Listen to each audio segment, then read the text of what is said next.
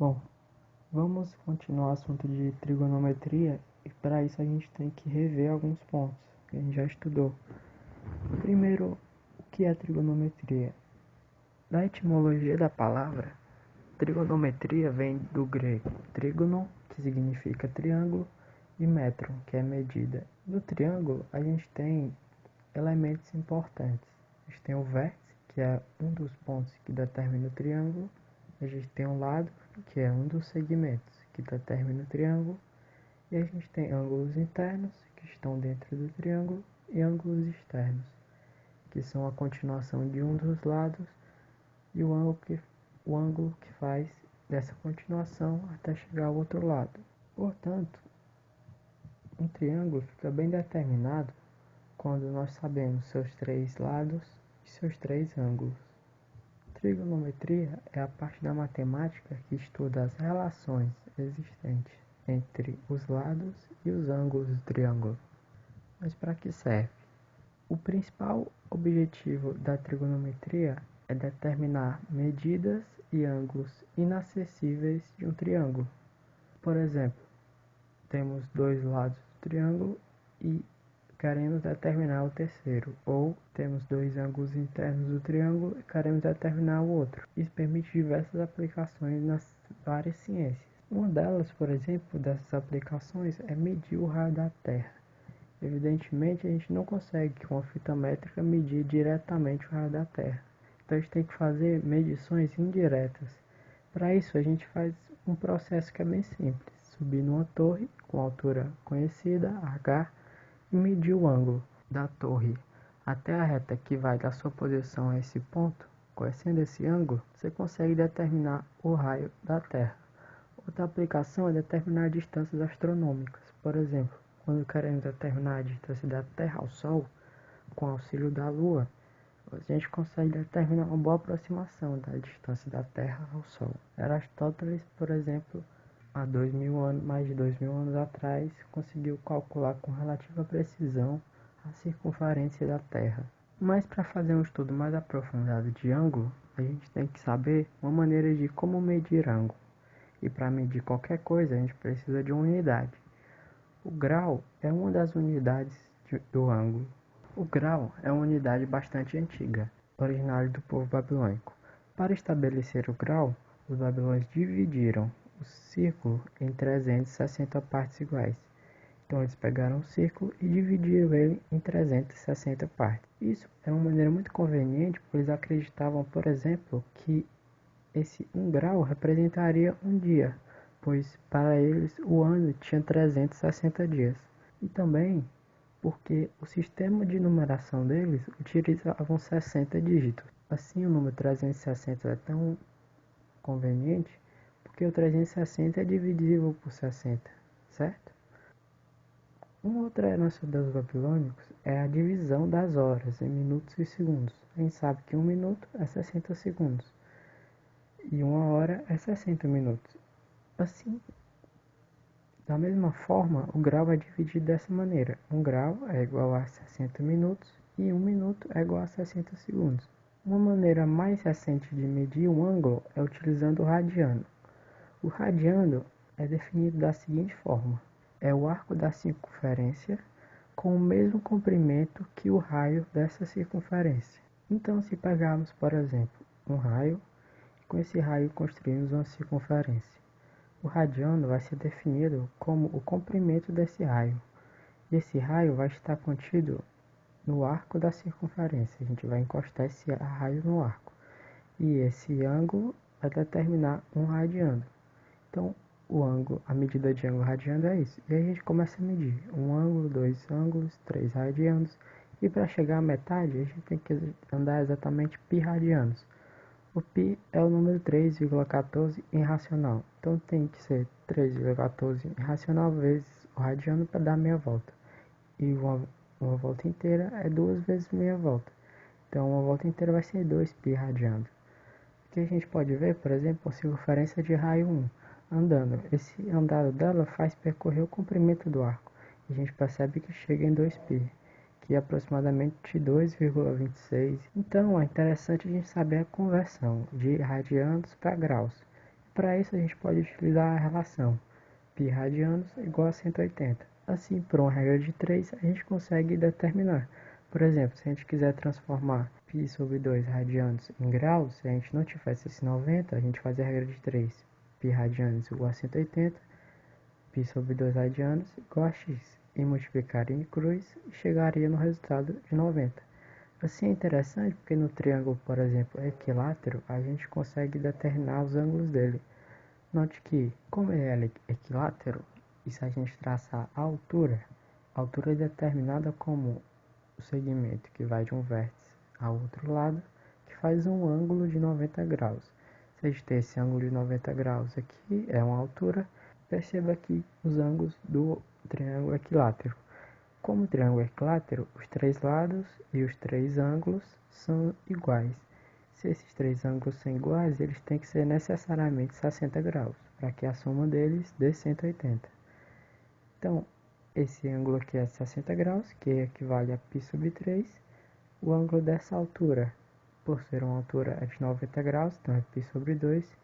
E essa altura é exatamente igual a bissetriz, que é o segmento que corta o ângulo ao meio. Então, se aqui era 60 graus, esse ângulo aqui vai ser a metade. Então, π sobre 6, que é 30 graus. Com isso, a gente tem uma relação, essa maneira de medir arco é tão interessante, uma relação entre o comprimento do arco, o ângulo em radianos e o raio da circunferência. Note que, se nós tivermos isso, uma circunferência de centro O de raio R, note que o comprimento do arco ele é proporcional à medida do ângulo central. Então, se nós tivermos constante o raio, a gente percebe que se o arco aumenta, necessariamente com o raio constante, a gente precisa que o ângulo aumente, certo? Se o raio continua constante, ele não vai mudar. Então, para que o L aumente, ou seja, isso aqui aumente, é necessário que o ângulo aumente. Então, a gente tem o L e o ângulo grandezas diretamente proporcionais. Então, o ângulo sobre L vai ser igual a uma constante, assim como L sobre o ângulo vai ser igual a uma constante. Vamos analisar os próximos casos. Por exemplo, se a gente mantiver o ângulo constante, se o raio mudar, se o raio aumentar, o comprimento do arco também vai aumentar. Se tivermos esse ângulo constante e esse raio aumentar aqui, o comprimento desse arco também vai aumentar junto com o raio. Então, o raio e o comprimento também são diretamente proporcionais. Então, o L sobre R igual ao ângulo em radianos, que é o que a gente tem aqui. Outra maneira também é fazer a próxima. Se tivermos o L constante, o que acontece com o ângulo e o raio? Para que o arco continue constante, se eu aumentar o ângulo, eu tenho que diminuir o raio. Para que isso aqui continue constante, essa distância, se aumentar o ângulo, ele vai aumentar o arco. Então eu tenho que diminuir o raio para que essa circunferência seja menor e assim eu aumente o ângulo sem ir mantendo o arco constante. Então o ângulo e o raio são inversamente proporcionais, grandezas inversamente proporcionais, A vezes B e o A constante. Aqui mantivemos o arco constante e o ângulo e o raio aumentaram. Então a gente tira essa relação, que o ângulo em radianos vai ser o arco dividido pelo raio. A gente pode sempre deduzir ela, mantendo um constante, percebendo quais as outras duas informações aumentam, são juntas ou não. Assim, elas são diretamente proporcionais ou inversamente proporcionais. Agora a gente vai estudar as funções no triângulo retângulo. O triângulo retângulo é interessante porque a gente vai ver que essas funções surgem quando a gente analisa a seguinte coisa. A gente monta um ângulo, por esse ângulo a gente estende os segmentos que determinam ele. E assim a gente vai marcar os pontos A1, B1, A2, B2, A3, B3, de forma que A1, B1 forme um ângulo de 90 graus com o segmento OB1. Assim, formamos esses vários triângulos retângulos, pois possuem um ângulo de 90 graus, eles são semelhantes, pelo caso ângulo-ângulo. Quando dois triângulos têm dois ângulos iguais, eles são semelhantes. Isso significa que, por exemplo, o triângulo OA1B1, ele é menor que o triângulo OA2B2. E além disso, ele é como se pegasse o maior triângulo e fosse diminuindo ele de maneira proporcional até chegar no triângulo OA1B1. Ou seja, os triângulos semelhantes, eles são ampliações ou reduções dos outros. Assim a gente percebe que todos esses triângulos, OA1B1, OA2B2, OA3B3, OA4B4, assim sucessivamente, todos eles são semelhantes. E a propriedade da semelhança é que a razão entre os lados correspondentes é proporcional. Ou seja, se eu pegar OA1 e dividir por OB1, isso vai ser igual eu pegar OA2 e dividir por A2B2, que vai ser igual a pegar OA3 e dividir por A3B3. E assim com todos dois lados correspondentes. Eu pego esses dois aqui e divido, isso vai ser igual a pegar esses dois aqui e dividir. Assim a gente constrói as funções trigonométricas. O seno vai ser definido como pegar esse lado, pegar esse lado, dividir por esse lado. Isso vai ser igual a de pegar esse lado e dividir por esse lado, que é igual a pegar esse lado e dividir por esse lado. Então, isso é interessante porque a gente pode determinar esse lado multiplicando apenas o lado anterior por seno de alfa. E o cosseno vai ser definido da mesma maneira, só que diferente, pegando esse lado, dividir por esse lado, vai ser igual a pegar esse lado e dividir por esse lado, e assim sucessivamente. Então a gente consegue definir todas as funções trigonométricas. A tangente vai ser da mesma maneira, pegar um lado, dividir por outro lado desse mesmo triângulo, isso vai ser igual a pegar o lado correspondente no outro e dividir pelo lado correspondente no outro. E assim a gente define as funções trigonométricas, seno, cosseno e tangente. De uma maneira mais simples, em um triângulo retângulo, a gente vai ter três elementos importantes. A gente vai ter a hipotenusa, que vai ser o lado maior, é o lado que se opõe ao ângulo de 90 graus. A gente vai ter dois catetos, que são os outros dois lados menores que a hipotenusa. E dentro desse triângulo a gente pode tomar dois ângulos interessantes, esse ângulo alfa e esse outro ângulo que não é o de 90. A partir desse ângulo alfa, os catetos ficam definidos de uma forma diferente. Um cateto vai ser o cateto oposto a alfa, ou seja, o cateto que não está colado em alfa, e o cateto adjacente a alfa, que é o cateto que está colado em alfa. Assim a gente define a hipotenusa, o cateto adjacente a alfa e o cateto oposto a alfa. Como a gente viu que o seno é definido pegando o cateto oposto pela hipotenusa, a gente vai escrever que o seno de alfa vai ser cateto oposto a alfa sobre hipotenusa. Hoje a gente pode lembrar só CO de cateto oposto dividido por H, que é a hipotenusa. O cosseno, seu cateto adjacente de alfa dividido pela hipotenusa, que a gente pode lembrar só como CA dividido por H. E a tangente é eu pegar o cateto oposto e dividir pelo cateto adjacente. A gente pode lembrar só como CO e CA. E lembrar essa frase para lembrar sempre o seno, cosseno e tangente, só que à toa. Seno oposto hipotenusa, cosseno adjacente hipotenusa, tangente oposto adjacente.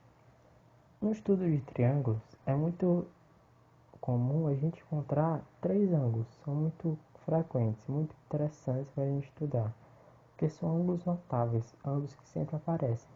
E para fazer o estudo deles, a gente construir uma tabela, que a gente pode construir dessa maneira, que é decorando uma receita para construir ela, porque é bem simples. Note, escreve seno, cosseno e tangente, os ângulos de 30, 45 e 60. O seno, cosseno e tangente vai ser escrito como? A gente escreve na primeira linha 1, 2, 3, na segunda linha 3, 2, 1. Esse é o primeiro passo. O segundo é dividir todos por 2, a gente bota 2 no denominador de todos.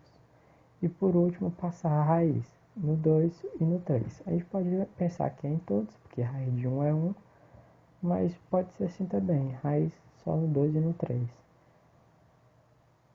Por último, a tangente a gente escreve raiz de 3 sobre 3, 1 raiz de 3. Ou a gente pode dividir seno sobre cosseno, que também é tangente. Então a gente pode dividir esse sobre esse sobre esse sobre esse, vamos dar os de baixo, ou decorar também, que é raiz de 3 sobre 3, 1 raiz de 3. Mas eles podem ser deduzidos também. Se a gente pegar um triângulo equilátero de lado x, note que a gente pode fazer uma construção. A gente traça a altura desse triângulo. A altura de um triângulo equilátero, ela é também bissetriz, ou seja, corta o ângulo ao meio. Se aqui é 60 por ser equilátero, agora vai ser 30. O outro lado, ele também é mediana, ou seja, corta o lado no meio. Então, se aqui era x, cada pedaço desse vai ser x sobre 2. Então, aqui, por ser a altura, a gente construiu um triângulo retângulo. Nesse triângulo retângulo, a gente tem x sobre 2 e h. A gente pode definir esse h como usando Pitágoras. A gente faz hipotenusa ao quadrado igual a cateto ao quadrado mais cateto ao quadrado. Então, assim, a gente pode achar o h em função de x. E a gente acha que a altura de um triângulo equilátero é igual a x, que é o lado, raiz de 3 sobre 2. Tendo essas informações, a gente pode escrever agora o seno, cosseno, tangente. Por quê? Se olharmos para esse ângulo, ou seja, o seno de 60 vai ser cateto oposto sobre hipotenusa. Então, o seno de 60 vai ser h sobre x. H é isso aqui. Se a gente dividir por x, vai cancelar o x, vai ficar só raiz de 3 sobre 2. Se a gente pegar, por exemplo, o cosseno de 30 graus, cosseno de 30 graus é cateto adjacente sobre hipotenusa. Se pegar, por exemplo, o cosseno de 60 graus, cosseno de 60 graus é cateto adjacente sobre hipotenusa. X sobre 2 dividido por x, vai cortar o x, vai ficar 1 sobre 2, que é o cosseno de 60 graus. Agora, o de 45 graus, a gente precisa só pegar a metade de um quadrado. A gente pega um quadrado, esse lado igual a esse, ou seja, um triângulo isósceles, de 90 graus aqui.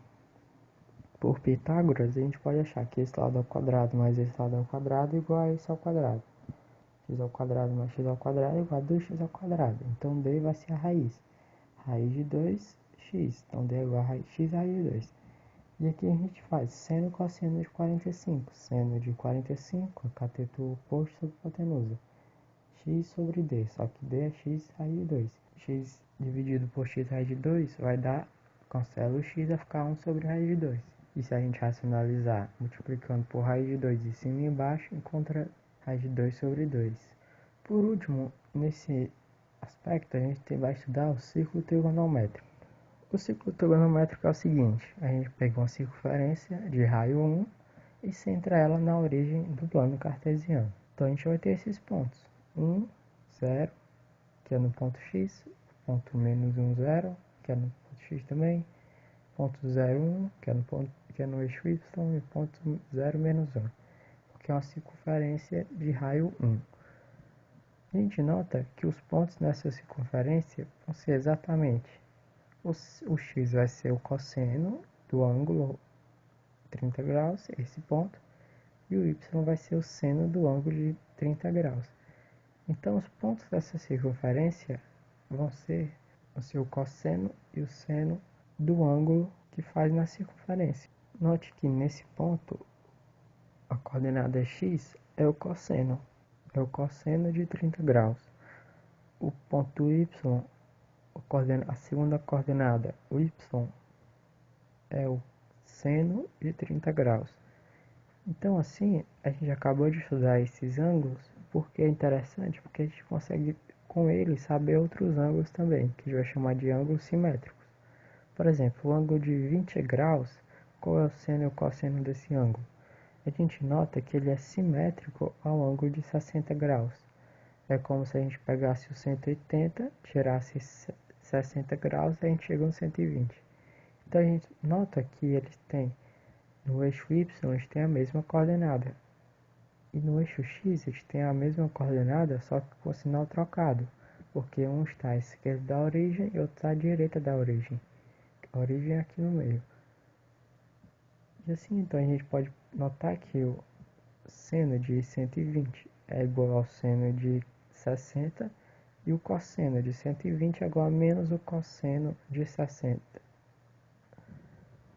E assim a gente pode determinar outros ângulos, notando aqui que o y vai ser negativo, aqui que o x vai ser negativo, e assim a gente determina vários outros ângulos no círculo trigonométrico. A relação fundamental que a gente tem é Pitágoras. Quando a gente nota que a gente está sempre formando triângulos retângulos. O seno e o cosseno aqui vão ser os catetos do triângulo retângulo formado com esse ângulo aqui. Então, a gente tem Pitágoras. Como a circunferência tem raio 1 vai ser a hipotenusa, a distância do ponto até a origem. 1 ao quadrado é 1, então seno ao quadrado mais cosseno ao quadrado igual a 1. E essa é a chamada relação fundamental da trigonometria. A gente tem aqui, mostra como varia, mudando o ângulo, o seno e o cosseno. Note que o seno é no eixo y e o cosseno é no eixo x. A gente costuma lembrar assim, o cosseno está cansado, então ele está deitado no eixo x. E o seno é o outro, então está em pé, no eixo y. Note que a gente tem o seno, o cosseno e tangente aqui, as funções variando. Agora é interessante a gente estudar a adição de arcos e arcos duplos. A adição de arcos é determinar quanto é o seno de um ângulo mais outro. Pego um ângulo mais outro, somo eles, qual o seno desse ângulo novo, sabendo o seno desses ângulos individualmente. Então, o seno de A mais B vai ser o seno A cosseno B, o sinal continua o mesmo, mais, menos, menos, seno B cosseno A. Uma maneira de lembrar é lembrar daquele poema. Na minha terra tem palmeiras, onde canto sabiá, seno A cosseno B cosseno A. Cosseno do A de A mais B vai ser, a gente pode lembrar, cossa, senta, senta. Cosseno A cosseno B, e aqui o cosseno, o sinal é trocado. Se é cosseno A mais B, aqui vai ser menos. Então, cosseno A cosseno B, mais ou menos ou mais, seno A, seno B.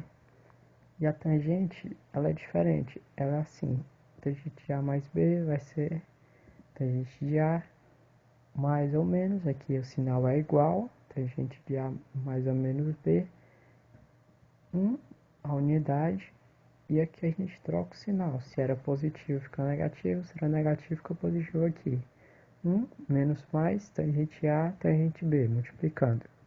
E o arco duplo é justamente o seno de 2 vezes um ângulo. A gente pode determinar isso escrevendo seno A mais A, que é igual a seno de 2A. Então, seno A mais A, o seno é assim. Então, seno A mais vezes cosseno A vai ser mais seno A cosseno A. Como são iguais, fica 2 vezes seno A cosseno A. E o cosseno de A mais A, a gente faz também. Cosseno A cosseno A menos seno A seno A. Multiplicando, fica cosseno ao quadrado de A menos seno ao quadrado de A. E a tangente faz da mesma maneira. Tangente de A mais A é tangente A mais tangente A, 1 menos tangente A vezes tangente A. Então, tangente de 2A é tangente 2 vezes tangente A, dividido por 1 menos tangente ao quadrado de A. Por último, são duas leis que ajudam muito a resolver questões.